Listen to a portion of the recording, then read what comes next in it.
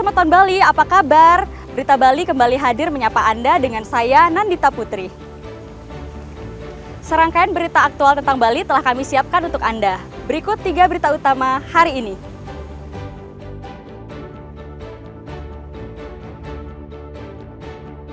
Gara-gara puntung rokok, sebuah rumah hangus terbakar di Kota Denpasar.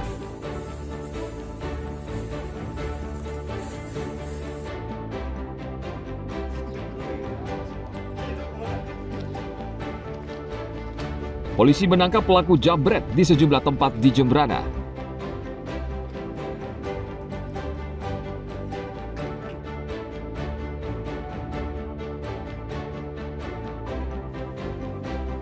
Merawat sastra Bali kuno di Museum Lontar Karangasem.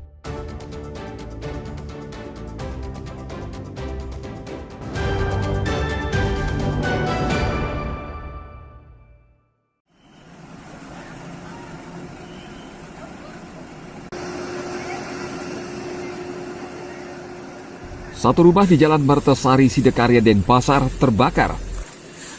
4 kamar dalam bangunan yang menyimpan banyak barang tersebut ludes terbakar karena api cepat membesar dan merambat.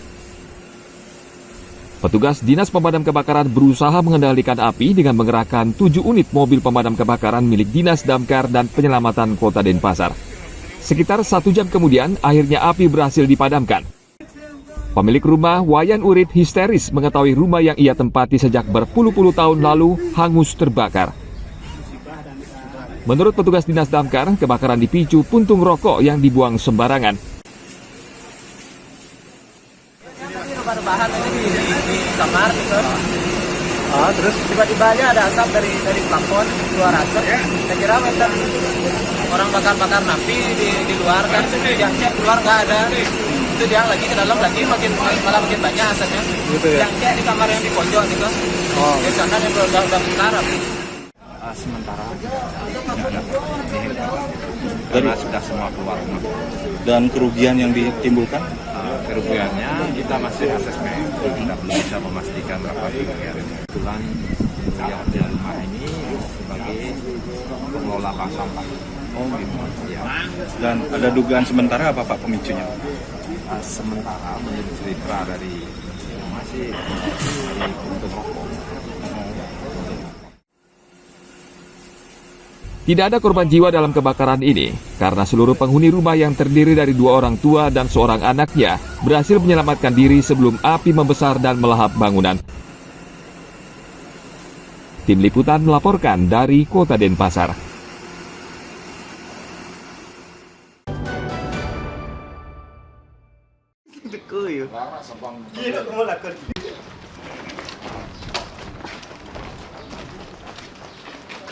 Polisi masih memeriksa Maskur yang berusia 27 tahun.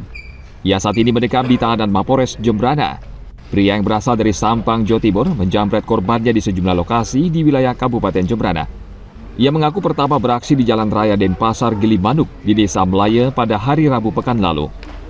Korban bernama Niwati kehilangan perhiasan kalung emas seberat 15 gram yang bernilai lebih dari 10 juta rupiah. Kemudian Maskur kembali melancarkan aksinya di Jalan Gajah Mada, Banjar Segual, Desa Dangin Tukadaya. Ia menjamret kalung emas milik seorang wanita dengan nilai sekitar 25 juta rupiah. Tempat kejadian perkara yang pertama dari korban, pelaku berhasil merampas 1 buah kalung emas dengan berat 15,50 gram yang dipakai oleh korban. Sedangkan pada TKP kedua, pelaku merampas 2 buah kalung emas. Di antaranya 1 buah kalung emas dengan berat 30,2 gram dan 1 buah kalung emas dengan berat 7,9 gram. Dari 2 TKP tersebut totalnya sebanyak 53,6 gram dengan total kerugian diperkirakan Rp36.875.000. Setelah menerima laporan para korban, tim Jatandras Polres Jembrana akhirnya menangkap Maskur di depan salah satu dealer sepeda motor di Denpasar Barat pada hari Jumat 25 April lalu. Pelaku kini diancam pidana hingga 5 tahun penjara. Tim Liputan melaporkan dari Kabupaten Jembrana.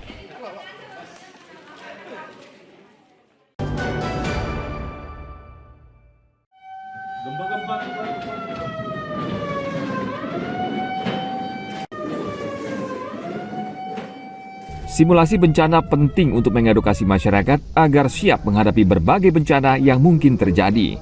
Selain itu, simulasi bencana bisa meminimalisir korban dan kepanikan. Palang Merah Indonesia atau PMI Kabupaten Bangli bekerjasama dengan PMI Provinsi Bali menggelar simulasi kesiapsiagaan bencana di SMA Negeri 2 Bangli. Kegiatan ini untuk mendukung program Satuan Pendidikan Aman Bencana (SPAB). Simulasi ini penting agar siswa, guru, dan staf sekolah memahami langkah yang harus diambil saat terjadi bencana.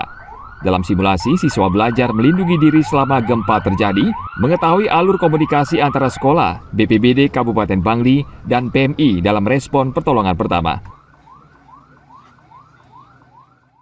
Harapannya ya dengan rutin diadakannya simulasi ini diharapkan masyarakat, baik siswa maupun masyarakat umum siap kalau terjadi bencana, jadi tahu bagaimana apa yang harus dilakukan dan bagaimana kalau terjadi gempa mereka bisa menyelamatkan diri. Kegiatan ini akan menjadikan sekolah lebih tanggap dan siap menghadapi bencana, serta membuat siswa dan guru merasa aman dan percaya diri ketika menghadapi bencana alam. Tim Liputan melaporkan dari Kabupaten Bangli.